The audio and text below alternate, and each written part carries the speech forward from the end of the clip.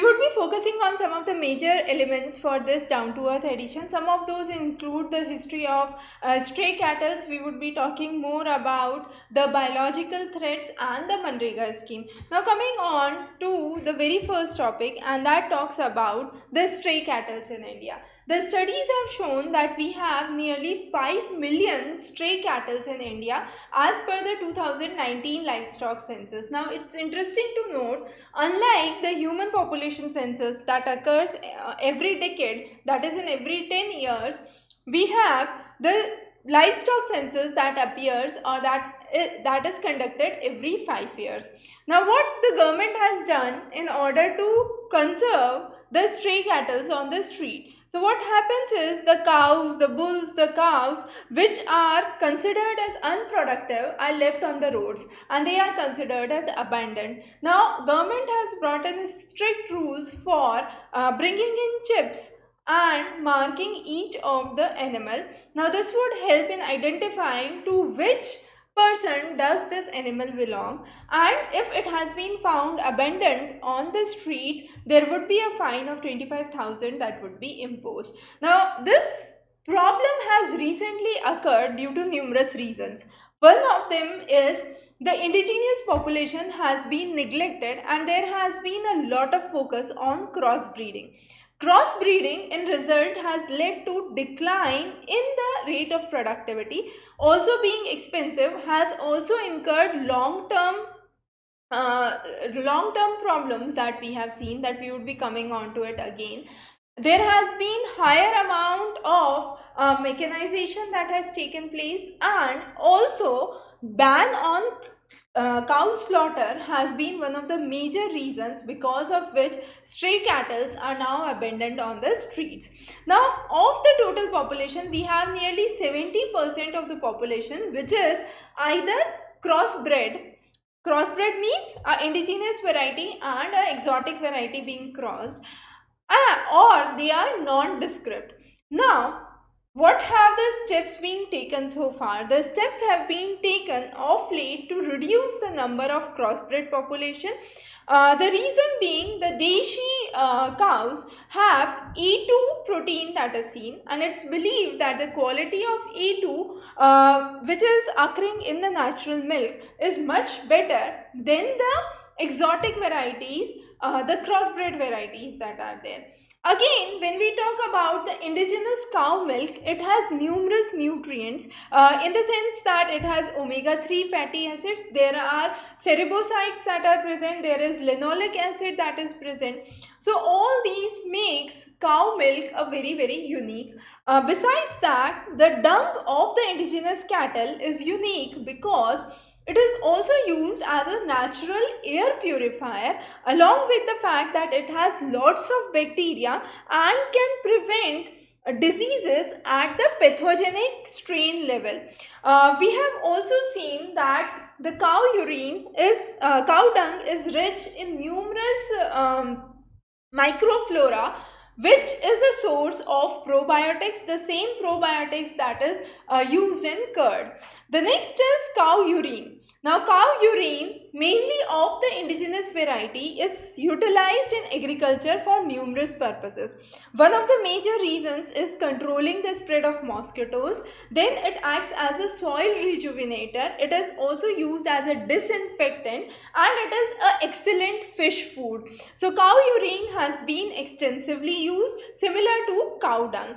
Also nowadays we are talking about Panchagavya. Panchagavya is considered as an immunity booster, and that is a composition of cow milk, ghee, curd, cow urine and cow dung. So that is what is known as Panchagav. Now if we look onto the map that's here, we would see how the proportion of the stray cattle have significantly increased in certain areas. So we can see over the last 5 years itself, Rajasthan has seen an increase of nearly 34% stray cattle. Madhya Pradesh has a significant increase of 95%. However, on other hand, we have a drop in the states like Odisha, Maharashtra and West Bengal that has been witnessed. Now, if we focus on the various types of cattle breeds, there are 4 different cattle breeds that are there: defined, uniform, crossbred and nondescript. Let's understand these one by one. Defined is a unique variety of cattle breed which basically composes 20% of the total cattle. It is region specific and these cattle are better adapted to local conditions. As a result, there are very less chances of being stray cattle in this category. Now, most of the best varieties of indigenous which are part of the defined cattle breeds are Gir, Sahiwal, Red Sindhi, Tharparkar, Rathi. So those are some of the best breeds that are seen. Now again, within India, there are variations that are seen. For example, north and west states have usually high milk proportion that is seen. In contrary to this, south states have high draught animals that are seen. However, eastern states have a composition of good milk yield as well as draught animals that are seen. Similar to this, the next variety is uniform. Now, uniform composes 10% of the total cattle. They are the cattle varieties which are yet to be recognized as a separate breed. However, they are widely used by the farmers and they are not properly identified with the crossbred varieties. A very small portion of this uniform breed is actually abundant. Good examples are Sanchori, Kasargoda, then you have the Krishnagiri, Manpari as some of the important breeds. The next is crossbred. Now, crossbred, as we said, is a breed between the indigenous and the exotic varieties, and these have been a result of the failed government-backed programs that started more than 60 years ago, and as a result, they have failed to adapt to the Indian conditions. Also, they are very expensive to maintain, their lifespan is relatively short, and with this in mind, there has been only the best farms that could actually maintain a crossbred breed, and that too can survive for only 3.4 lactation in contrast to 9 to 10 lactations of an indigenous variety, and therefore these crossbred are highly considered in the category of stray. So any breed, if that is considered as a stray, crossbred would be a preferential sector there. The next is nondescript. 49% of the cattle are nondescript. We do not have a well-defined explanation for these nondescripts, but yes, they have low productivity, they are not identified, and they are considered more commercially viable, they are considered more unproductive, and therefore they are part of the stray category. So mainly it's the crossbred as well as the nondescript that fall into the category of the stray cattle that are there. The next, let's talk about some smaller news snippets. One of those is the Char Dham Highway project. This project starts from Rishikesh to Badrinath, and we have seen that there has been widening of the road by 10 meters that is taking place, but this all-weather road would destabilize the actual fragile environment of Uttarakhand, leading to higher probability for landslides to occur, and also the workers there have been dumping the debris directly into Ganga, which would obstruct the flow and affect the biodiversity of Ganga. The next is there is a unique school teaching program that has been started in the name of Jeevan Shala, and this is a specially designed curriculum for students up to grade 4, and they are being exposed to nature, and then once they clear class 4, they are admitted to government schools through the entrance exam. A lot of those Jeevan Shalas have been functional in the regions of Madhya Pradesh, and this is a very unique initiative to help students develop understanding about nature and have a nature-based curriculum. The next is, so far a huge vaccination drive has been going across the world, from Pfizer to Moderna to Bharat Biotech and Serum Institute. We have all the names that are there, but now it's time for vaccination for children. So there have been researches going on for bringing in vaccination for children in the age group of 12 and above and 6 to 12 years. But the fact is that children are have more susceptibility to multi-system inflammatory syndrome, and therefore bringing in vaccination is a real challenge for children.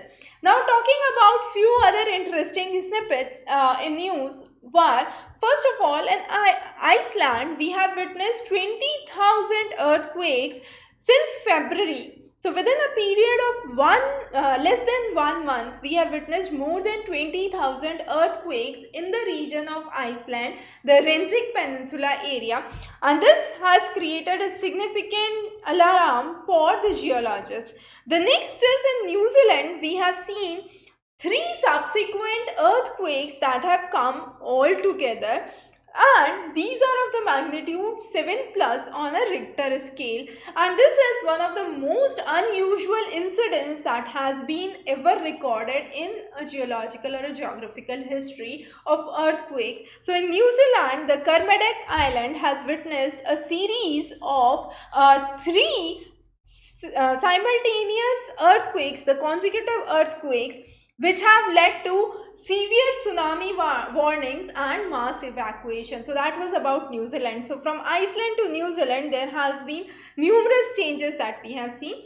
Within India, there is a new concept coming now, which is Carbon Watch. Now this is a unique way of assessing individual through a mobile application on the carbon footprint created daily in this state, in the Union Territory of Chandigarh.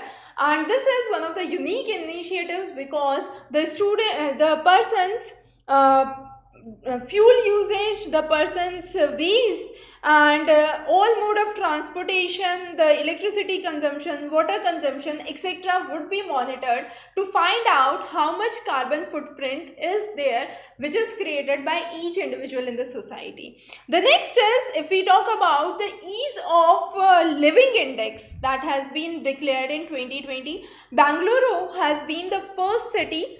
Then coming on next are the cities of Pune, Ahmedabad and Chennai. Also, Shimla has been ranked first in the population of less than 1 million. And then West Bengal is the only state which has rejected to share its data. The state government has rejected to share its data, and so therefore West Bengal was not included as part of this assessment under the Ease of Living Index 2020.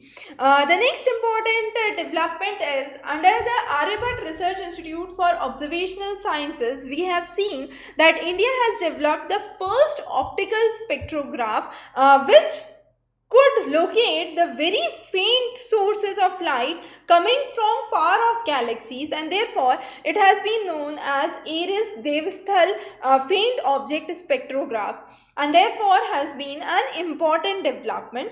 Besides this, Russia has launched Arctica-M, and that is a satellite to monitor the climate and environmental events that has been there. Another important development, or we could say news, is very important, and that is less champs. What are these less champs? 42,000 years ago, Earth's magnetic fields or Earth's magnetic poles, we could say, temporarily got reversed. Now this was called as the Last-Champ excursion, and this event lasted for more than 1,000 years. It's believed that it was during that time that Neanderthals actually got extinct, and we had extinction of the huge fauna in Australia. There was a shift of the Pacific rain belt because of this event, and as of now we are also witnessing that such magnetic reversal is ought to take place. But if it takes place, what would be affected significantly? Of course, our satellite and communication systems. So it would be highly disruptive to our satellite and communication systems if it happens again. So this suggests that the pole reversal is basically the weakening of the Earth's magnetic field and exposing the harmful ultraviolet rays of the sun onto the Earth has been brought into importance these days. The next is 22nd March globally is considered as a World Water Day. Now water of course is a prime concern for us nowadays, specifically when the temperatures are shooting in a season which is not considered to be so hot. In the months of February, Angul district in Odisha has seen temperatures going up to 40 degrees Celsius. These rising temperatures even in the month of February are an indicator of the upcoming warm summers that would be there. Despite of the fact 2021 is a La Nina year, that means this year should be cooler than the normal years, but despite of the La Nina effect, there has been a strong indicator that this year the summers would be much more severe as compared to other years. Now, what have been the recommendations?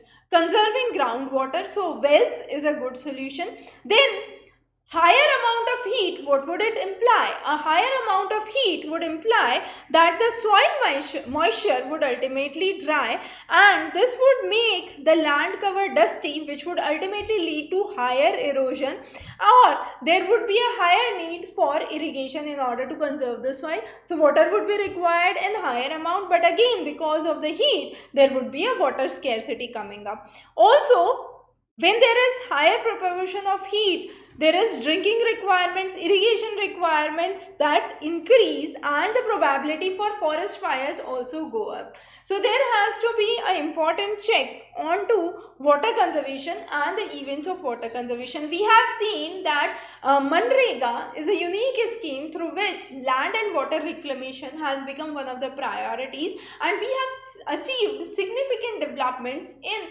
parts of India across various villages. We would understand those in a case study now. The next important thing that we need to understand is about biological threats.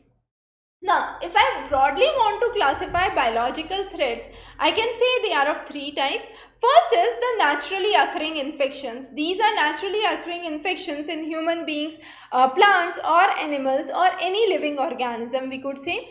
The next is a disease which is due to unintentional release of pathogens from the laboratory. So any pathogen that gets released from the laboratory unintentionally would be another biological threat. And the third biological threat is a biological weapon that is being created in order to impact the nation or globally.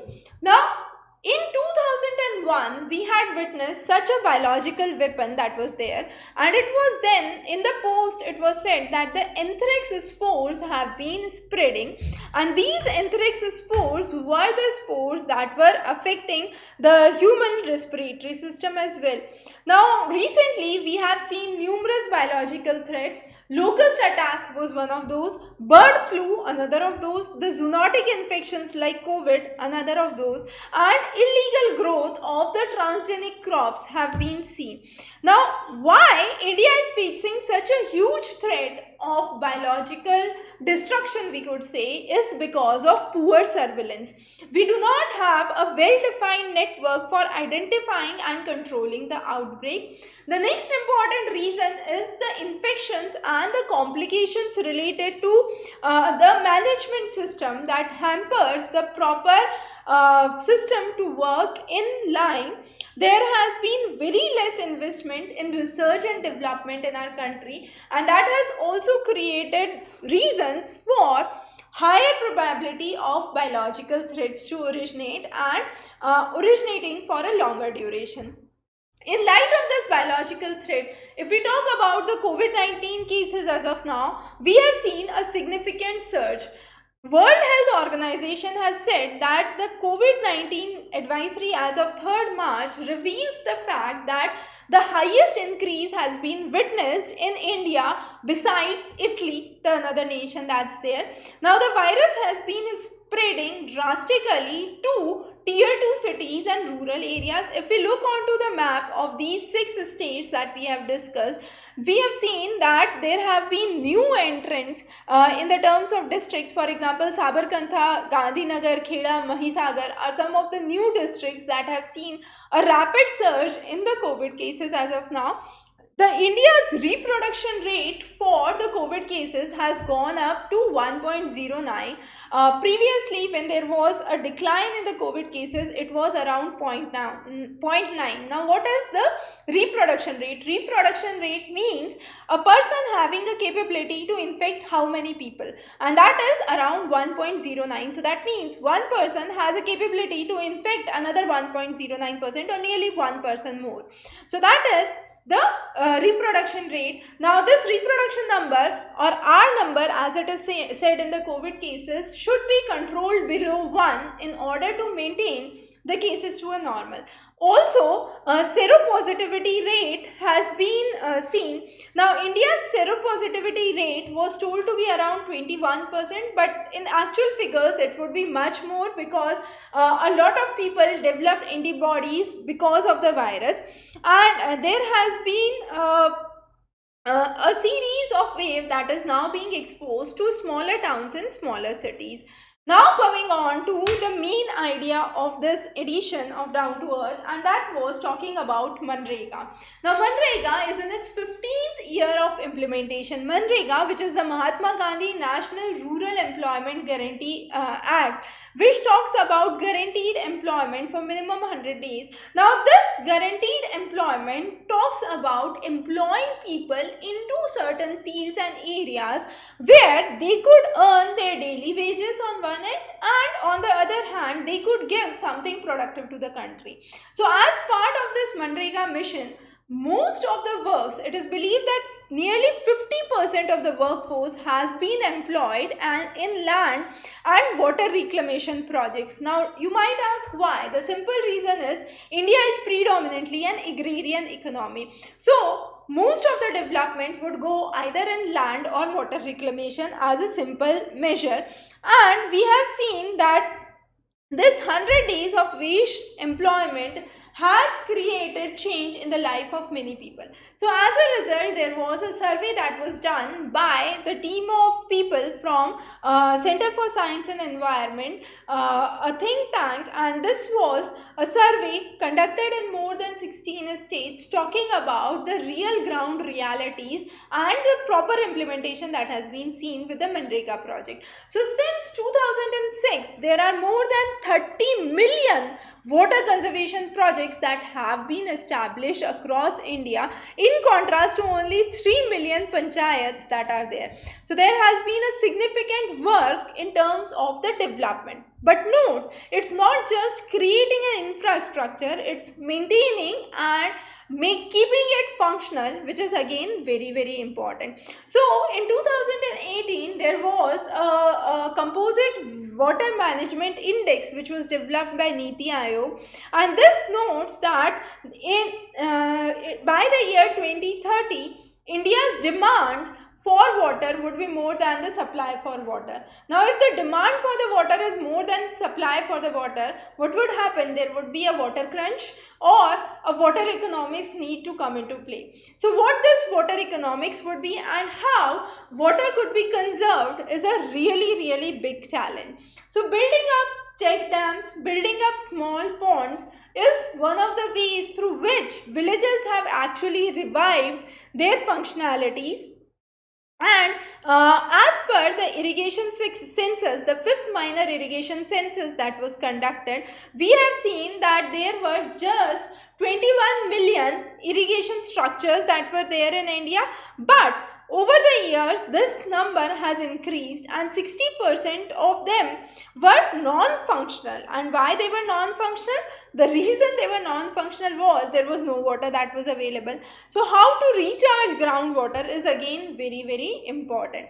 Now there have been various case studies that have been cited with the same. So based on the survey that was done, let's talk about some of the important case studies that is there. One is the case study from Andhra Pradesh, and that is the Anantapuram district. Now in the Anantapuram district, which is considered as one of the driest districts and was part of the DDP, the Desert Development Program, has a probability of receiving an average annual rainfall of 550 millimeters, but over last 10 years it's receiving only 278 millimeters, which is way less than the actual proportion of rainfall that is ought to be received in this region.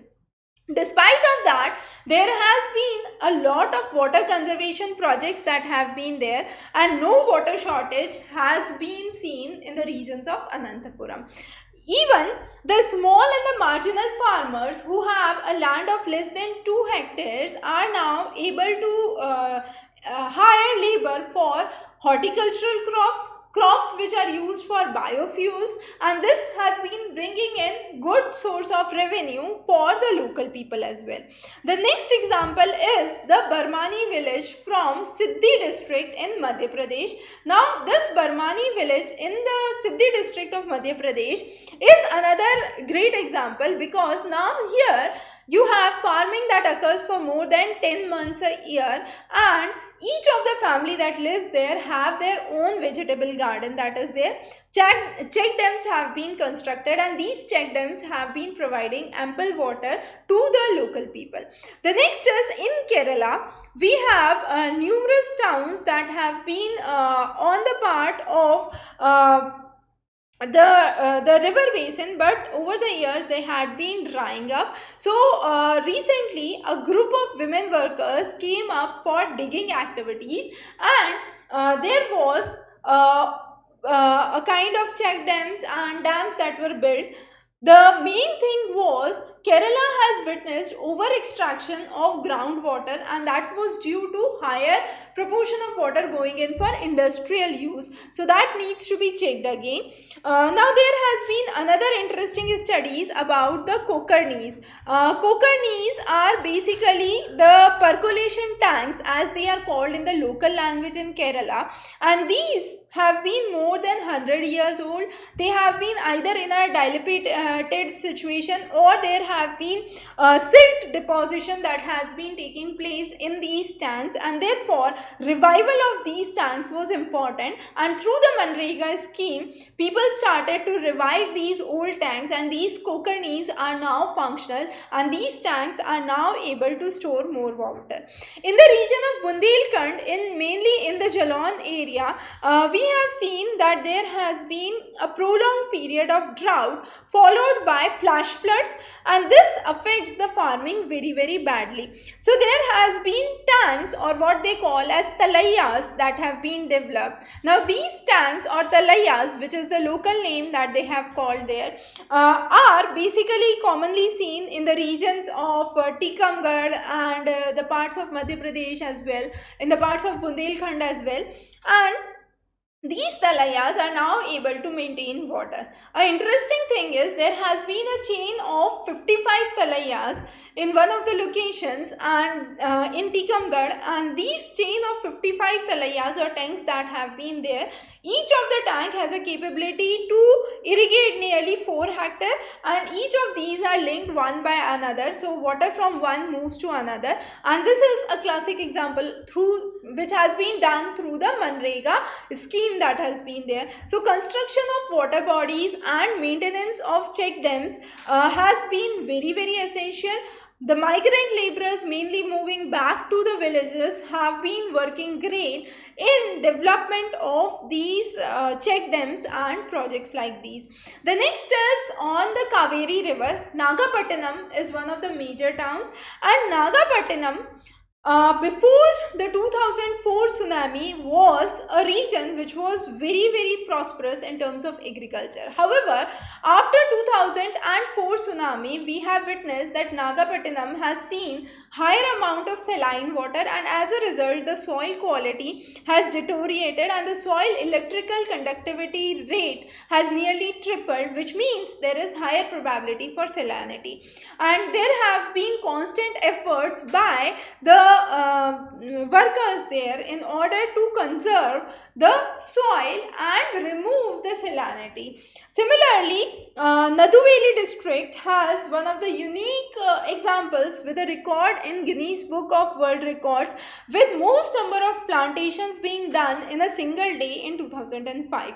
If we talk about the states of West Bengal, we have Birhad and Khatewala villages. Now here Again, there has been a local name which is known as Hapa. Similar to the Talayas in MP, we have the Kokranis in Kerala. Hapas are seen in West Bengal, and the idea is of the Hapa is to catch the water. Nearly 1/20th of the land is roughly covered by the Hapas.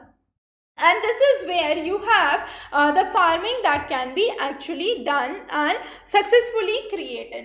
The next interesting example is from the Paldewala village in the region of Dungarpur in Rajasthan, and we have seen that the groundwater over the past decade had been declining significantly, but the reason was mainly the reduction in the rainfall. So there was a nearly 22% reduction in the rainfall over the last 10 years, but with the pond system that they have created, the proportion of cultivation increased from nearly 100 kgs of grams to 400 kgs of wheat in one of the farms. So there was a fourfold increase in the agricultural production, despite of the fact that the rainfall has witnessed a 22% decline.